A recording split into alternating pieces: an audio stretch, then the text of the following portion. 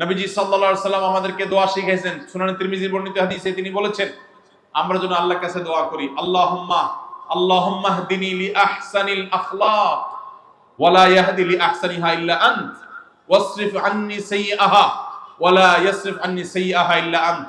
আল্লাহ আমার আচরণটা সুন্দর করে দেন, ব্যবহারটা আমার বড় খারাপ, নিজেই আমি বুঝতে পারি যে আমার রাগ উঠলে মাথা ঠিক থাকে না, কি বলি না বলি, কত মানুষের বদদোয়া নিয়েছি, কত মানুষের কষ্টের কারণ হয়েছি, কত মানুষের হক নষ্ট করেছি।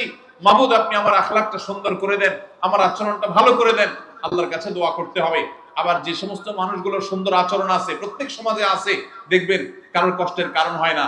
আমাদের ডক্টর খন্দকার আব্দুল্লাহ জাহাঙ্গীর রহমতুল্লাহি আলাইহি, যার চেহারা মাথায় স্মৃতিতে ভেসে উঠলেই একটা হাসি মুখ চোখের সামনে ভেসে উঠে, এটি হলো মুসলমানের আচরণ, এটি হলো মুসলমানের চরিত্র।